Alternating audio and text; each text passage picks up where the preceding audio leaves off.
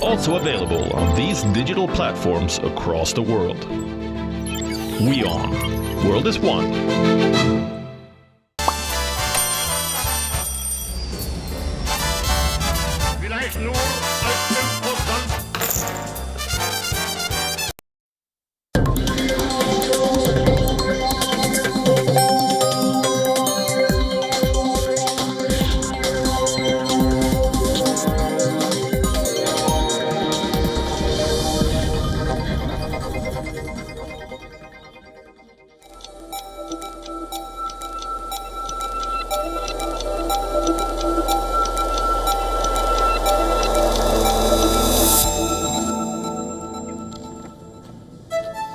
Hello and a very warm welcome. You are watching Gravitas with me, Melania. Let's get started.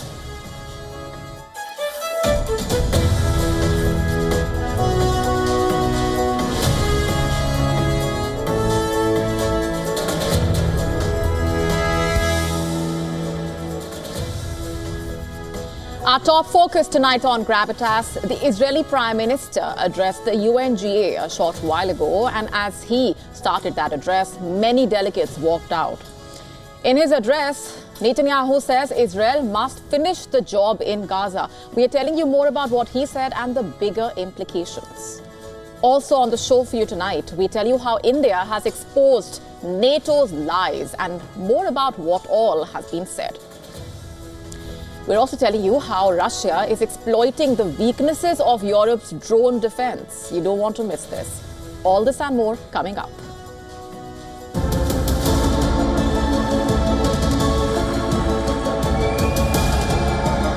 Please, order in the hall. Half the Houthi leadership in Yemen gone. Please, order in the hall. Threaten the stability of our region and the very existence of my country, Israel.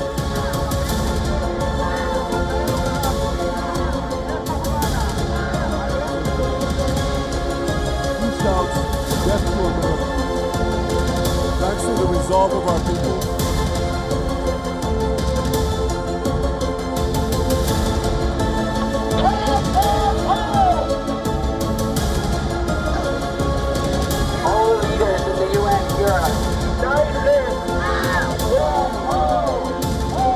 this is Prime Minister Netanyahu speaking to you live from the United Nations. The Israeli Prime Minister finding himself cornered pretty much from all sides. And just a few hours ago, he spoke at the United Nations General Assembly, but it was not without its share of drama. Just before Netanyahu took the stage, this is what happened at the United Nations General Assembly. Dozens of diplomats from dozens of countries walked out.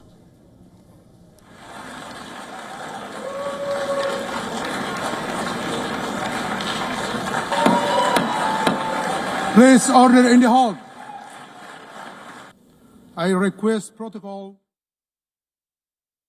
Bring them home! Bring them home! Bring them home! Bring them! To asking you to listen what you... And outside the UNGA, massive protests took place.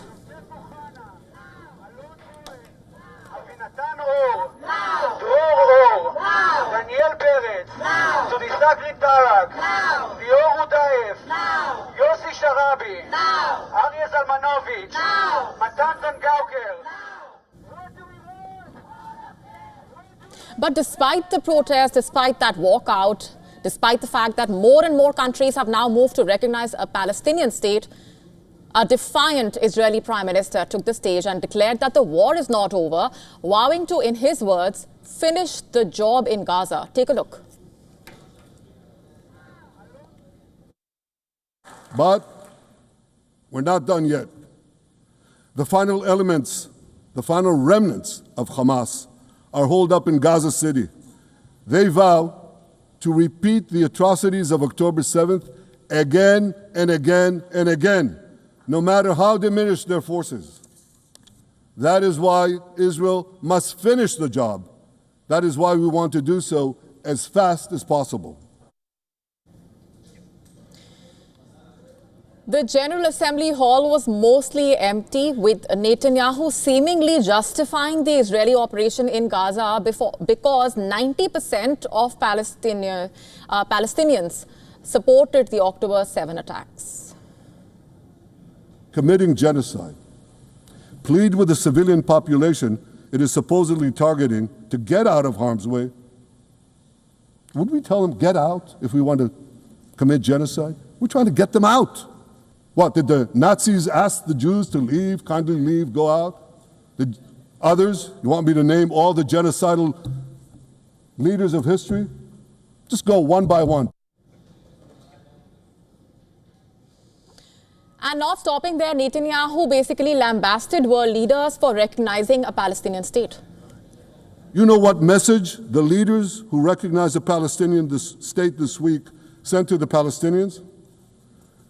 It's a very clear message. Murdering Jews pays off.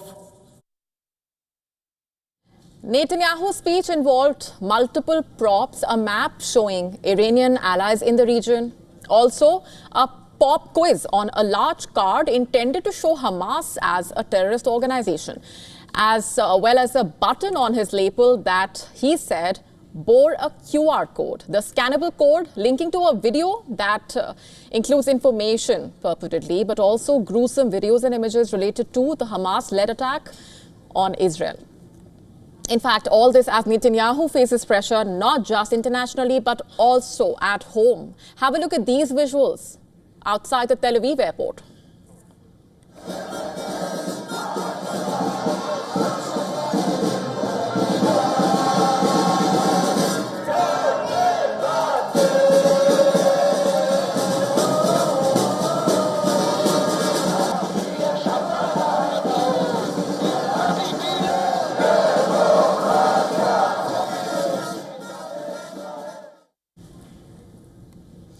And that's not all. These were the scenes near the United Nations. At the Times Square, hundreds of protesters gathered, carrying placards condemning Israel's actions in Gaza and calling for putting an arms embargo on Israel.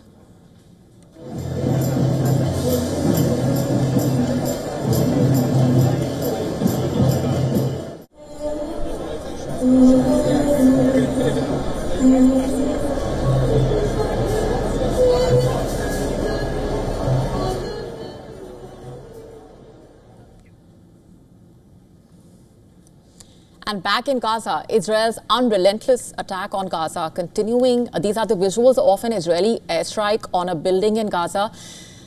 The war has resulted in the deaths of over 65,000 Gazans. And as more and more countries globally recognize the state of Palestine, Netanyahu's latest journey to New York for the United Nations General Assembly session took an unusually long and complicated path, bypassing multiple European countries, because Netanyahu seems to have avoided airspace belonging to countries that could be compelled to arrest him.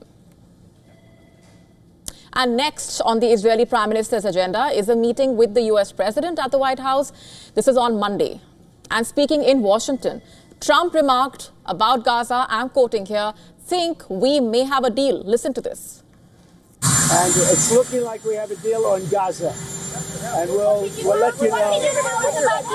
Mr. President. I think it's a deal that will get the hostages back. It's going to be a deal that will end the war. It's going to be a deal with, it's going to be peace. I think we have a deal. That'll be number 8, Peter. Not bad.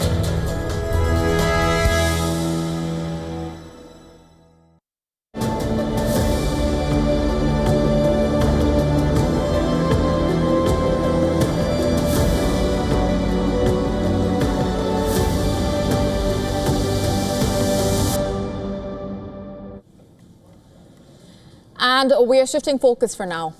Global debt has reached a new record of almost $338 trillion.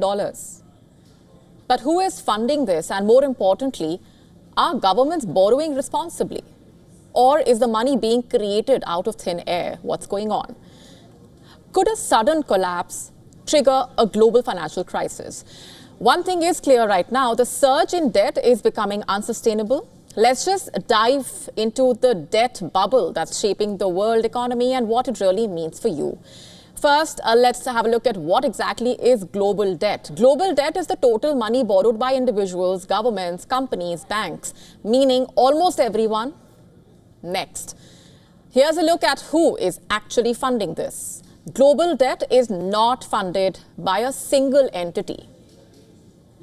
This is funded by a combination of governments, corporations, investors, banks, and financial markets. Basically, governments borrow from domestic and international markets by selling bonds, and a majority of government debt is usually held by the country's central bank, domestic banks, the financial institutions, and the retail investors, apart from the governments of other countries. Corporations borrow to fund operations, expansion, and investments, often through financial institutions or by issuing their own bonds. And even household borrowings are included in global debt. So loans for mortgages, education, other consumer credit also coming under global debt. And now let's look at the debt of the major economies. Japan's public debt, the highest among developed nations, with a ratio of about 255% of its GDP. A large amount of that debt is mostly held by the Bank of Japan and domestic banks and insurance companies rather than foreign entities. US debt is also primarily funded by domestic entities. Roughly 80% of the public debt is held by US investors. And that includes mutual funds, banks, pension funds, and the Federal Reserve. About 20% is held by foreign entities like Japan, the UK, and China. Other countries buy US debt to manage their foreign currency reserves and secure stable returns as well. Now, overall, global debt added over $21 trillion in just the first half of the year. Governments, corporations, and households are all borrowing more. But the largest share is government debt in major economies. Central banks have played a crucial role injecting liquidity to keep borrowing costs low, and critics are saying this is akin to borrowing from a notional entity. Money is effectively being created to fund spending, raising questions about long-term sustainability as well. Economic crisis bets from high debt are fast turning into a reality, it seems. In terms of the money, the United States leading with over $37 trillion in debt, driven by high deficits and defense spending. China's debt is rising fast, with local governments and the property sector fueling concerns. Japan remains the outlier, with debt sustained only by ultra-low interest rates and largely domestic investors. In Europe, the crisis is spiraling, with the UK, France, and Italy facing growing debt unrest. And in terms of the debt to GDP ratio, Japan topping the chart at 255%. Italy, France, and the US are all above 100%. While China remains on a rising trajectory, its debt basically is projected to exceed 300% if the local debt is included. Now, ultimately, the debt must be serviced, and high debt can mean higher taxes, reduced public spending, and inflation, all affecting the ordinary citizens. India stands out as a case study. Public debt has been gradually moderated from 62.6% of the GDP in 2021 to an estimated 56.8% in 2025. Private sector borrowing is rising in a productive way, funding infrastructure and growth, and analysts are saying disciplined borrowing coupled with strong economic growth is key to avoiding a global crash. So what does that mean for you and me? Basically, rising global debt affects public services and even the value of your savings and investments. And while governments and central banks try to manage the risks, the size of the debt pile means that we all have a stake in how the world navigates this financial tightrope.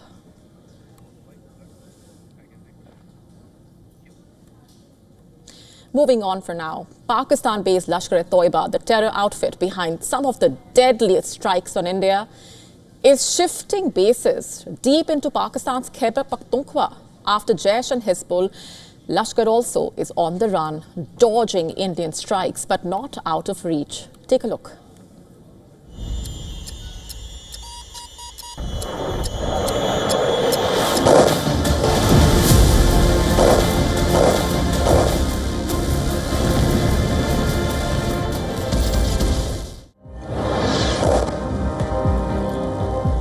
In May, India's Operation Sindoor was a thunderous turning point. Indian forces unleashed a fierce assault.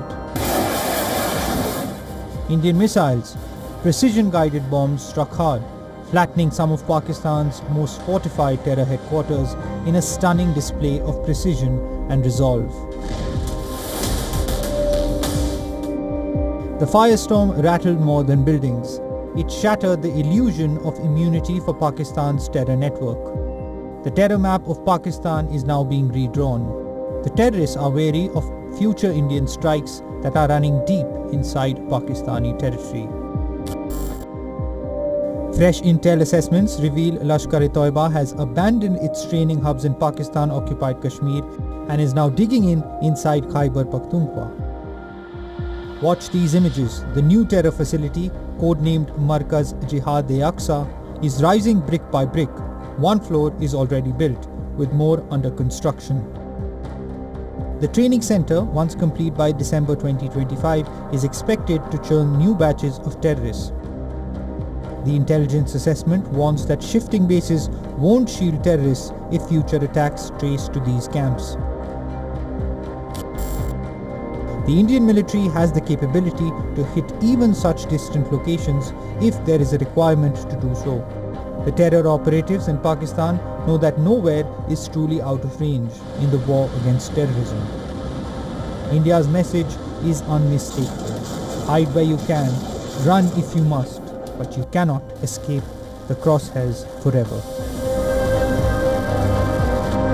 After India's Operation Sindoor, under which India was able to strike deep into Pakistan and Pakistan-occupied Kashmir and inflict a deep and big blow to terror camps there, and after that the increased assessment has been of the terror groups now building their infrastructure again, but particularly in the province of Khyber Pakhtunkhwa. The dossier basically says that the Indian side has the capability to take action against these terror hubs, even though they are now closer to the Afghan border.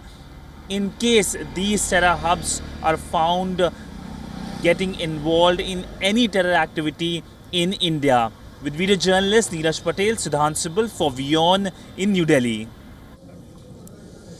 And before we go on any further, here's a quick look at what else is lined up for you on the show tonight. What is the story behind the so-called secret meeting of American generals? What's brewing? This is coming up in just a bit.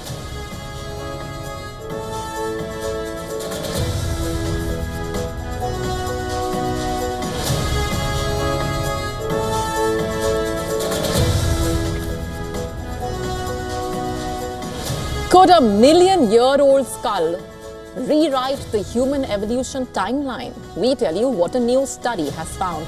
All this and more coming up.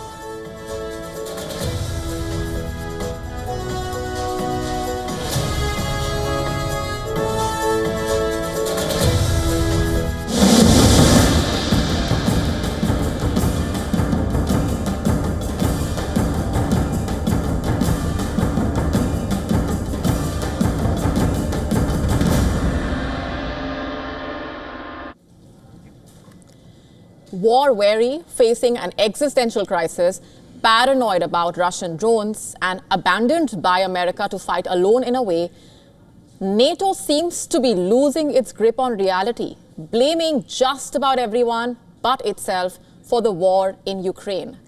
Just have a look at what the NATO chief has said. He is making statements that have no basis in reality. He has claimed that Delhi is on the phone with Putin in Moscow, using that to justify Trump's tariffs on India. In fact, he said Trump's tariffs were having a big impact on Moscow. To quote him here, this means Delhi is on the phone with Vladimir Putin asking, I support you, but what's your strategy? I've just been hit by 50% tariffs from the United States, quote unquote.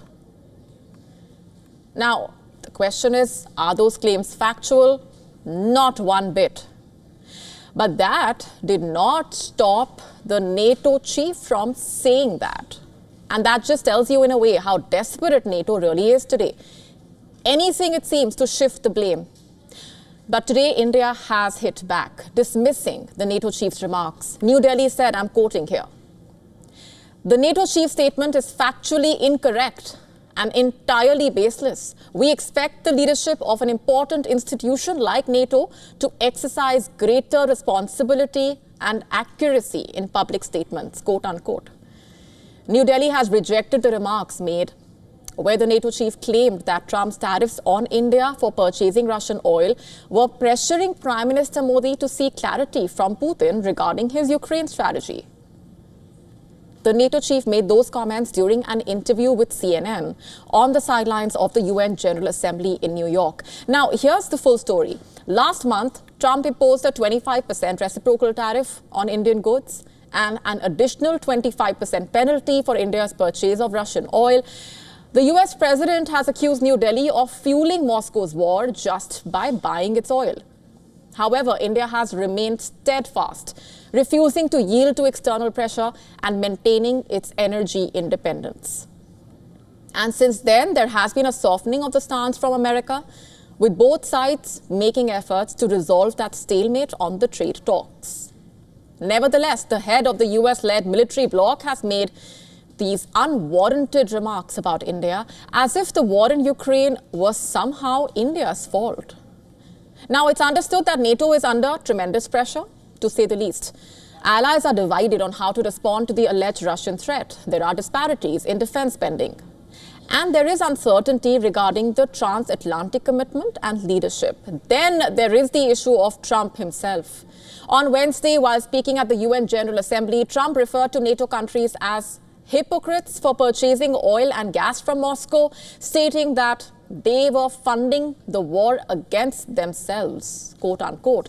He also warned of punitive tariffs. He said, and I'm quoting here, if Russia does not end the war, the US will impose very strict tariffs to end it quickly, but Europe must adopt them as well, quote unquote. Now, with these threats, it's no surprise, really, that the NATO chief who once called Trump daddy is now parroting Trump's language, trying to placate him. So the NATO stays in the good books of an unpredictable leader, it seems. And that's all Europe seems to be capable of, in fact, right now. Capitulation, because real options are running out. So the question is, does Europe really have a plan here? Its members need to spend more on defense, take responsibility for their own security, deepen the internal market, boost financial self-sufficiency, bolster defense industries, and at the very least, get allies to agree on something. Only then can the NATO afford to preach to the world. And as for India, when Prime Minister Modi spoke to Putin on 17 September, his 75th birthday, he reiterated India's policy. Full support for a peaceful resolution to the conflict.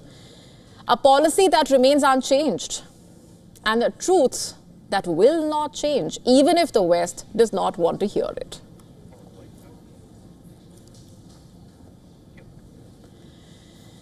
And while the NATO chief makes those casual and false claims, the truth is that his own alliance is under a very real and urgent test, defending Europe's skies from Russian drones. And the NATO chief himself has admitted that expensive missiles are no match for cheap, swarming Russian drones. And the NATO is scrambling, learning from Ukraine and racing against time to build defenses before the next strike hits. And on Thursday, the NATO chief warned that shooting down small, inexpensive drones with missiles costing hundreds of thousands of dollars is simply unsustainable. Speaking to Bloomberg Television, he said the alliance is rapidly learning from Ukraine's experience and developing new technologies to counter the threat. He said, I'm quoting, "It's not sustainable that you would take down $1,000 or $2,000 costing drones with missiles that cost you maybe $500,000 or $1 million. All of us are rapidly developing the technologies and learning from Ukrainians," quote unquote. And he admitted the NATO is short on equipment in the short term, but said that new interceptor systems will be deployed in the coming weeks. What's the goal really? To have effective defenses alongside the traditional military responses. And Europe is worried. Recent alleged Russian drone and jet incursions into NATO airspace have tested the alliance's credibility like never before.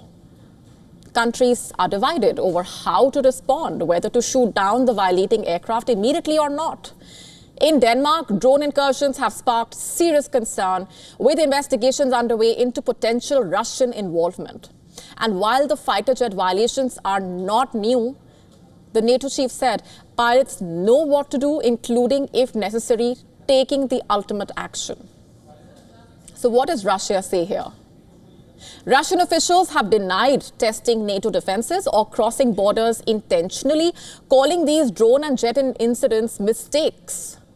But since NATO's founding in 1949, Article 4 consultations, which are usually triggered by perceived threats, have only been invoked 9 times. 2 of those were invoked this month after incursions into Poland and Estonia. And Europe is also now racing to build a drone wall, a multi-layered defense system of radars, cameras, AI-powered interceptors, and air defense systems. The goal is to detect and neutralize swarms of drones before they even reach the critical targets. Yet there is a major complication here. Not everyone is on board. Hungary has said it will not participate, which means that this could leave a 96,000 square kilometer gap. 96,000 square kilometer gap in the sky. And experts are warning that the drone wall could be ineffective unless backed by stronger measures against Russia, including targeting its economic capabilities and supporting Ukraine. Estonia, Latvia, Lithuania, Finland, Poland, Romania, Bulgaria, Ukraine are not planning to hold a meeting this week, are now planning to hold a meeting this week to discuss the drone wall. But even then, Europe faces a critical challenge, which is speed, to say the least. Drone incursions have already happened deep inside European territory, showing that delays in deploying defenses could be costly. And so Europe is scrambling to protect its skies from a sophisticated hybrid war. And with Hungary sitting out, and some member states slow to act, NATO's drone defense strategy faces both technical as well as political hurdles.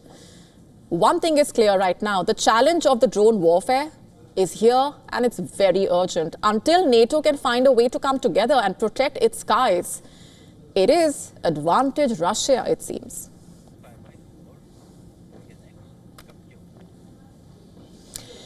The battlefield has moved beyond land, sea and air. Germany has just pledged a staggering $41 billion to guard its skies and satellites from Russian and Chinese threats. The space race is no longer about exploration, it's about survival.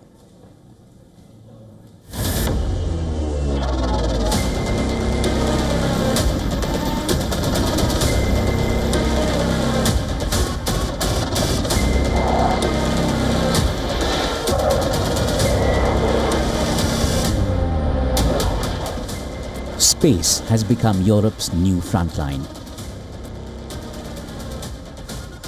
Germany unleashes billions for its orbit's defense. As satellites duel in silence, the world braces for conflict above. Berlin has sounded the alarm, and the world is listening. Germany has unveiled a colossal $41 billion program to build a space defense shield.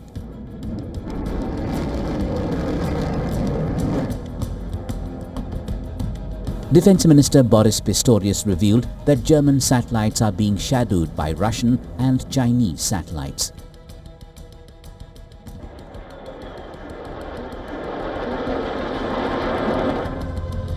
This isn't science fiction.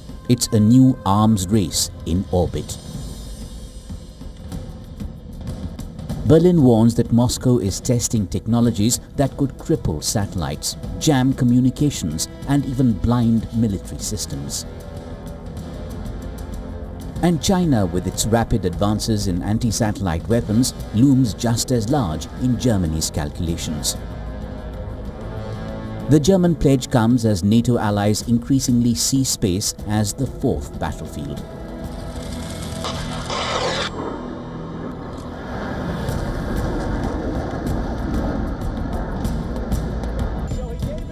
The United States already operates the Space Force, pouring billions into orbital missile defense and satellite resilience. France has its own space command, investing in laser-equipped satellites to deter rivals. Japan and the UK are accelerating their own orbital security programs. Together, they paint a picture. The next great conflict may not begin on Earth at all. Experts warn that space is becoming weaponized faster than diplomacy can keep up. From Russia's suspected killer satellites to China's hypersonic glide vehicles, space is emerging as a shadow war zone where power is measured not in troops but in orbits and payloads. Bureau Report, WION World is One.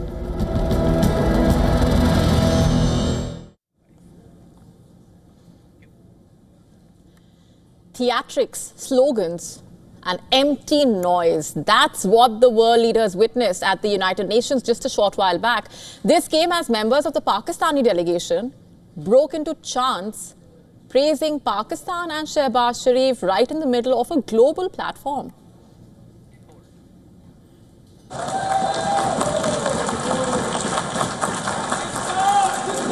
Artists.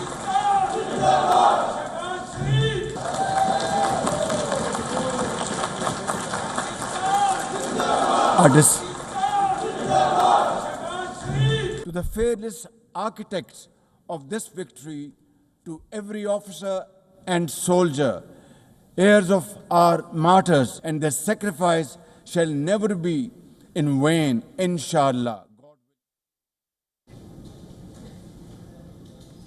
And as diplomats from around the world looked on in disbelief, Pakistan once again reduced serious diplomacy to stage-managed spectacles. But beyond the slogans lying something far more troubling, a long-standing pattern of propaganda, denial, and distortion. And yet, in a bizarre twist, Shehbaz Sharif today has once again announced that his government has nominated Donald Trump for the Nobel Peace Prize. He called it, and I'm quoting here, the least we could do for his love of peace, and praised Trump as a man of peace. Pakistan nominated him for Nobel Peace Prize, and I think this is the least we could do for his love for peace, and I think truly he's a man of peace. So that's the Pakistan Prime Minister praising Trump's supposed peacemaking, and it comes in stark contrast to his own recent rhetoric. Trump has repeatedly backed Israel's military actions in Gaza, even as thousands of Palestinian civilians were killed in the conflict. Israeli leadership has unleashed a shameful campaign against the innocent Palestinians, which history will always remember as one of its darkest chapters. Now, this shocking theatrics coming just hours after Shehbaz Sharif, along with Asim Munir, met Trump. And the meeting shortly after a US-Pakistan trade deal that some in Islamabad had hoped to frame as a diplomatic breakthrough, one that could shape their narrative on Operation Sindoor. Pakistan's narrative on Operation Sindoor, remember, has been completely exposed recently, and this time by one of their own. In a stunning admission to Al Jazeera, Pakistan's foreign minister and deputy prime minister has acknowledged that India never agreed to any third-party mediation, and this directly contradicting what President Trump once claimed, that he had helped broker a ceasefire between the two sides.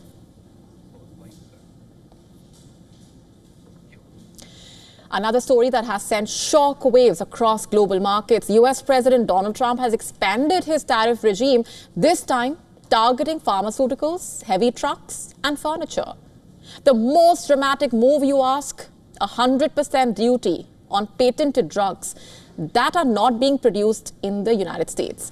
It's a bold move on Trump's part. It's a bold move in his trade strategy. But what are the implications really for drug makers and the global supply chain overall?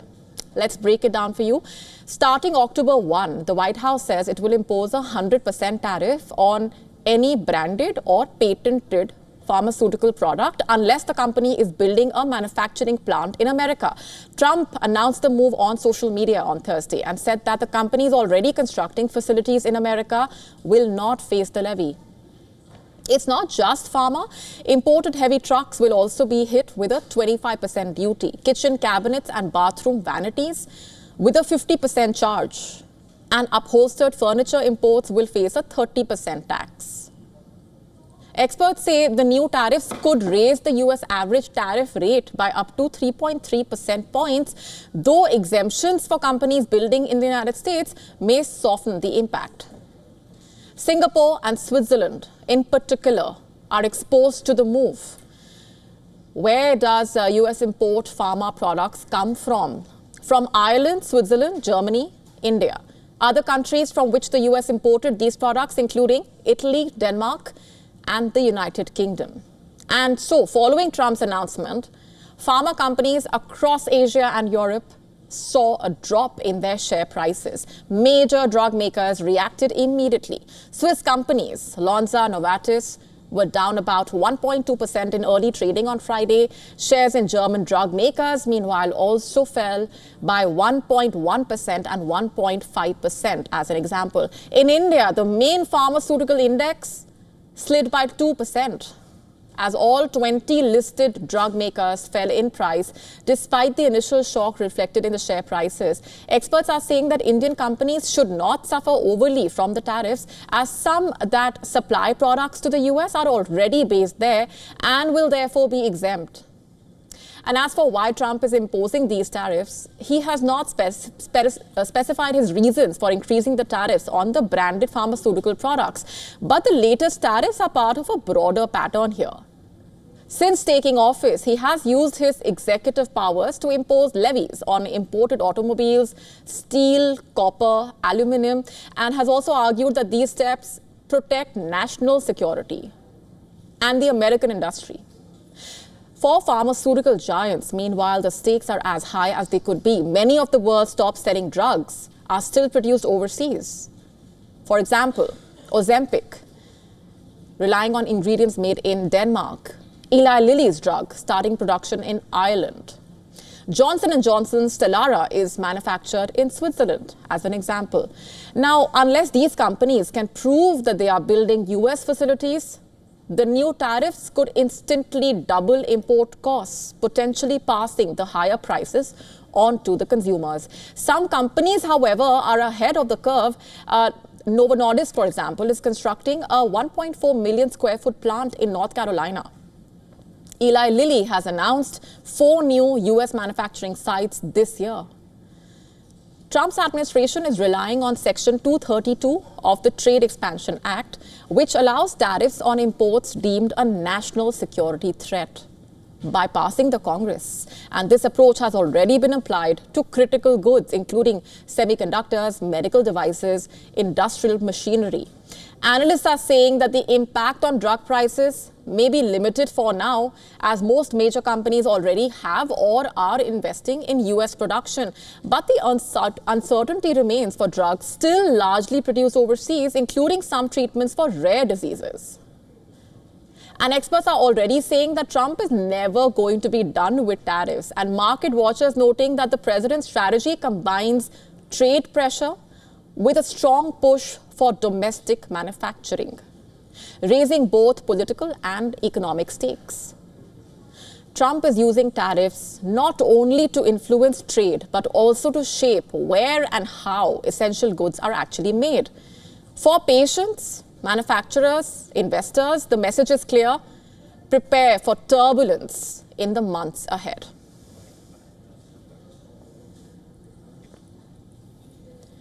Moving on for now, British politics may be on the verge of an upheaval. According to a local poll, the Labour government is now facing a serious collapse in public support after just over a year in power. A new YouGov poll suggesting that Farage's Reform UK is no longer just a protest party. It's now on track to become the largest party in the parliament if the elections are held tomorrow. And this seat-by-seat poll showing Reform UK winning 311 seats, which is an astonishing gain of 306 as compared to their current total. And that puts Farage just 15 seats shy of an outright majority. Labour, on the other hand, would crash from 399 seats in 2024 to just 144. The Conservatives would basically suffer even worse, falling to just 45 seats, with some analysts calling it a potential extinction level result as well. And if these numbers hold in a real election, it would be the most dramatic shift in modern British political history, and it would leave the country with a hung parliament where no party actually holds a clear majority.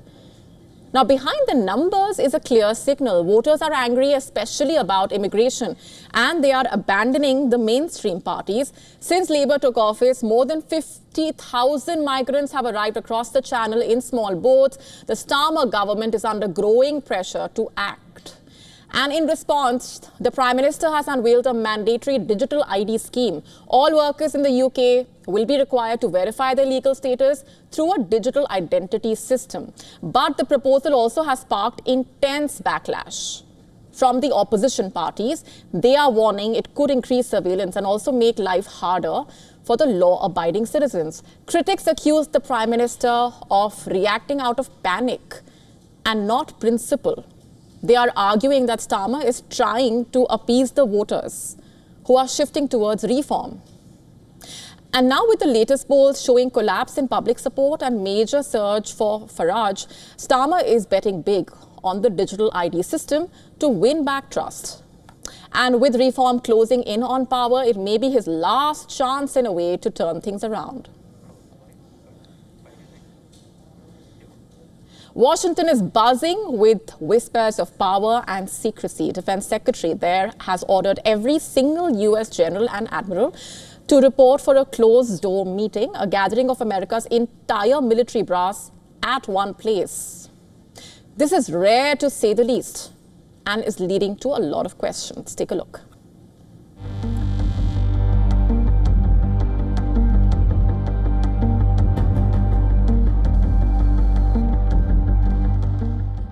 A call that has rattled Washington. All generals and admirals of the U.S. military are told to report for a classified meeting at Quantico, just outside Washington, D.C.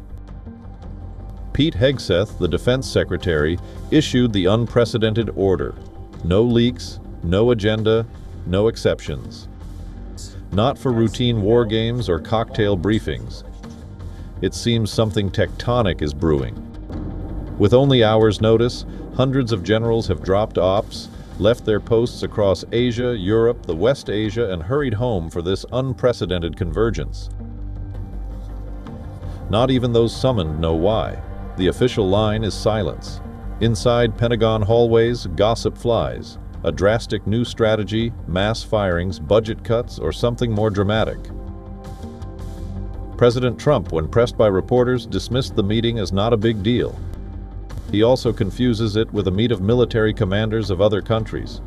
But why is that such a big deal? I mean, the fact that we're getting along with the generals and admirals from all. Remember, I'm the president of peace. It's good to get along. It's good. You act like this is a bad thing.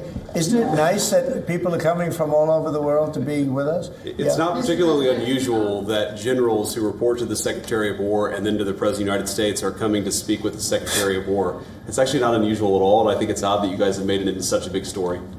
Is it a big story? I mean, I don't think it is, sir. I would think it's no, but isn't it a good story? I mean, we're respected from all over the world as a military force. Such gatherings are extremely rare in American history. Even during wars in Iraq and Afghanistan, the entire military brass was never assembled like this. The mystery has only deepened with officials refusing to comment on the agenda. The world watches anxiously. Russia, China, allies, all reading the signals. Never before has America's war room closed ranks like this, and whatever happens next could redefine the nation's military future with ripples felt beyond the boundaries of U.S.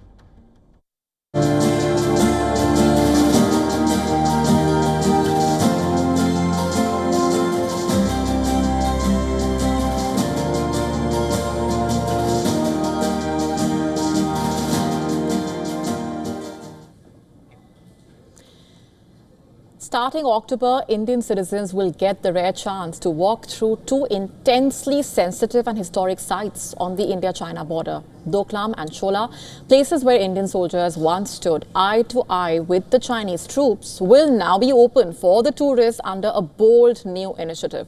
In fact, the Sikkim government has officially issued a notification to this effect now, allowing the visitors to explore these strategic zones beginning October 1. The decision falling under the Indian Army's nationwide program, Bharat Ranbhumi Darshan, designed to showcase battlefronts near the international border. Officials describing this as war tourism, a concept that links national pride with travel. In Sikkim, 4 locations falling under this theme: Doklam, Chola, Nathula, and the Guru Dongmar Lake. In fact, across India, similar destinations have been identified in Arunachal Pradesh, West Bengal, Gujarat, Jammu and Kashmir, Ladakh, Rajasthan, Punjab, Uttarakhand. Doklam shot into the spotlight, remember, in 2017 when the Chinese troops attempted to extend a road through Bhutanese territory. Indian soldiers moved in, enforcing the security pact with Bhutan, and blocked the construction. For more than 2 months, both armies stood eyeball to eyeball until Beijing backed down. Chola carrying its own history. On October 1, 1967, Chinese soldiers intruded into Sikkim, sparking a fierce skirmish. Indian troops struck back with force, pushing them nearly 3 kilometers into retreat. And that victory remains a defining moment in India's border defense.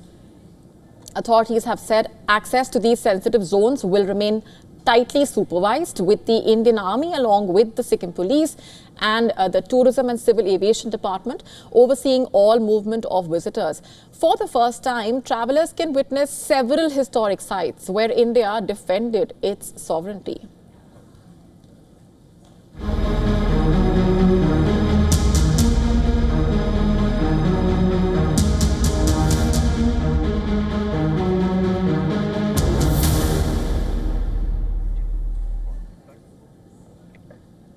Should Melania Trump get the Nobel Peace Prize? Why is this question being asked?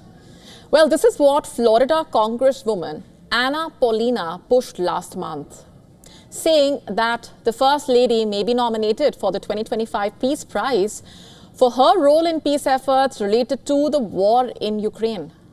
In an interview to a local news channel, Luna said, "The First Lady has played a quiet but significant role in behind-the-scenes communications with Russia, and this could be a key reason for what she described as emerging signs of progress towards peace."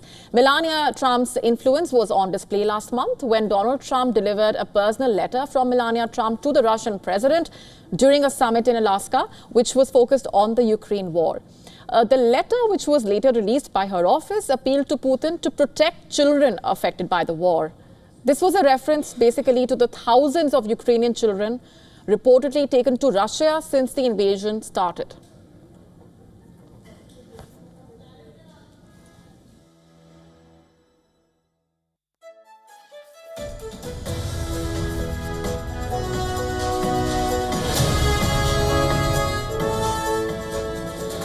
Melania Trump also taking a leading role on the world stage through her latest initiative, Fostering the Future Together, which she unveiled at the United Nations General Assembly this week.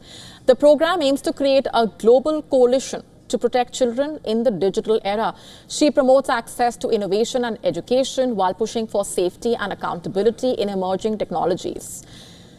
The First Lady is also calling on spouses or world leaders to lead similar efforts in their own countries, with the first official meeting of the coalition expected to be hosted at the White House in early 2026. While Nobel nominations remain confidential, Luna's statement has sparked a lot of speculation and renewed focus on Melania Trump's evolving diplomatic profile, a profile which now is moving well beyond the traditional role of First Lady. Several nations have already nominated the US president for the Nobel Peace Prize. Under official rules, the award can be shared by up to 3 individuals or organizations.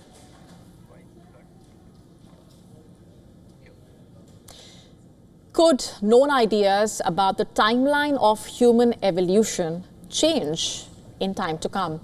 Could a skull unearthed in China hold the key? Here's why these questions are coming up.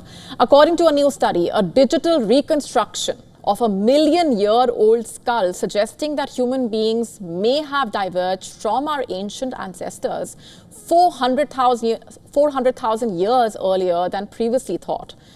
And in Asia, not Africa. 400,000 years earlier. What does that really mean? And this is huge because this could essentially mean a change in the human evolution timeline as we know it. Researchers are saying the findings carry the potential to resolve the long-standing so-called muddle in the middle of human evolution. Let's tell you more about the study at this point. The findings are based on reconstruction of a crushed skull discovered in China in 1990. This research, published in the journal Science, used advanced CT scanning, structured light imaging, and virtual reconstruction techniques to model the complete skull. The skull was previously thought to belong to a human forerunner called Homo erectus, but modern reconstruction technologies used by a group of researchers found features that are closer to species previously thought to have existed only later in human evolution, including the recently discovered Homo longi and our own Homo sapiens. Now, basically, this suggests that by 1 million years ago, our ancestors had already split into distinct groups, pointing to a much earlier and more complex human evolutionary split than previously believed. And if the findings are correct, it suggests that there could have been much earlier members of other early hominins, including Neanderthals and our own Homo sapiens line. Could this also impact the long-standing assumptions that early humans dispersed from Africa? The scientists relied in part on another similar skull to shape their model, basically, and then compared it to over 100 other specimens. Basically, the findings are only the latest in a string of recent research that has complicated what we thought we know about our origins. And the authors have said their work illustrates the complexity of our shared history. So to put it simply, a lot about human evolution remains debated. And the study's findings are extremely significant. The jury is still out. There are a lot of questions that are being raised. Clearly, there is so much we still have to learn about our origins. It's the end of an era for Indian military aviation. After more than 6 decades, India has bid farewell to the iconic Soviet-era Mig-21 fighter jets, an aircraft that once formed the backbone of the Indian Air Force and defined generations of aerial combat. Once a symbol of speed and power, the Mig-21 leaving behind a golden legacy etched in India's skies.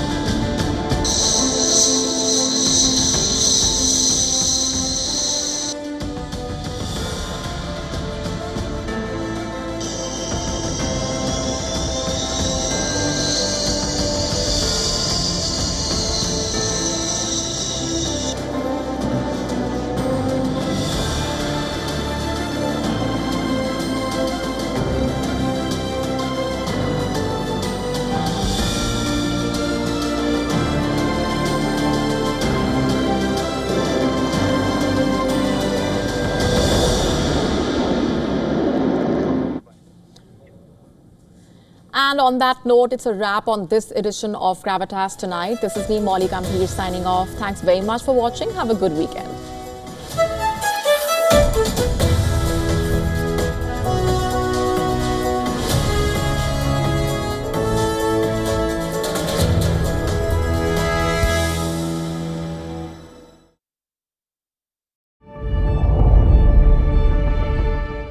Earth is sending distress signals. Wildfires, droughts, and melting glaciers. Can we reverse the damage? Explore the harrowing effects of climate change. It's a wake-up call. Global emergency. Climate Tracker on WION World is One.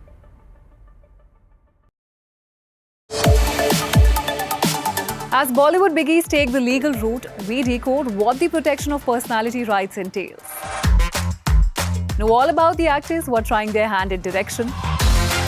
And meet Rachel Lee Goldenberg, the director of Swipe.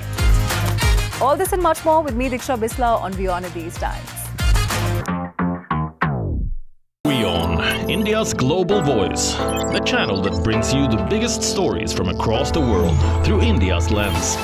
Now available in more than 190 countries worldwide. Because we believe that the world is one. Watch us in Africa, Europe, USA and Canada, South America, Asia Pacific, Middle East and North African regions. Also available on these digital platforms across the world. WION, World is One.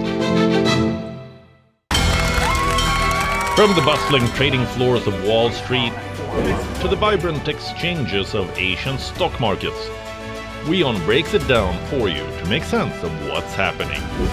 As we reveal the key factors behind events, strategic battles, and the game-changing business decisions that shape the world.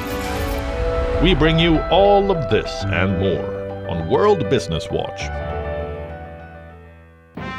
राष्ट्रीय स्वयंसेवक संघ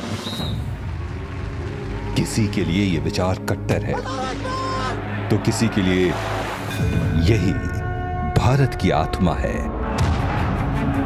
किसी के लिए ये विद्रोह है तो किसी के लिए राष्ट्र निर्माण के सिद्धांत। तो उनका कि ये अपना हिंदू समाज, ये सिर्फ संगठन नहीं, अब इसको संगठित करना चाहिए। 100 बरस की तपस्या है। हमारा संगठन तो एक अभेद्य किला है, इसके दीवारों पर चंचू प्रहार करने वालों की चोचें वही टूट कर गिर जाएगी। एक चिंगारी से वट वृक्ष, देखिए सदी का संग्राम आरएसएस की शताब्दी पर धारणाओं को चुनौती देने चल आ रहा है। केसरिया at 100. WION, India's global voice. The channel that brings you the biggest stories from across the world through India's lens. Now available in more than 190 countries worldwide. Because we believe that the world is one. Watch us in Africa, Europe, USA and Canada, South America, Asia Pacific, Middle East and North African regions.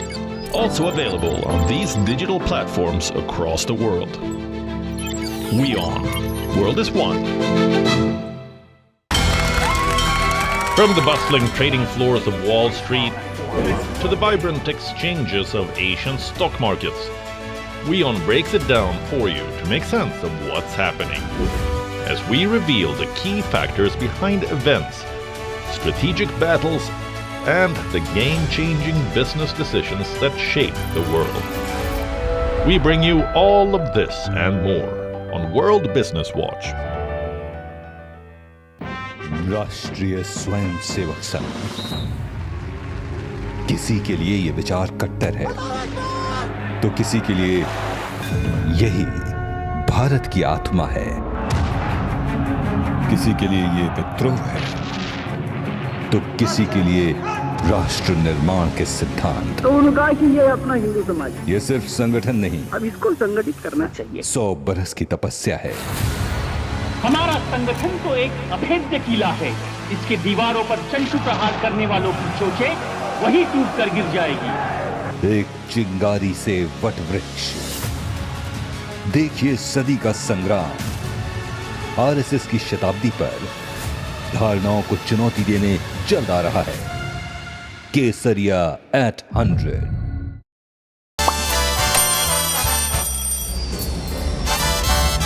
Vielleicht nur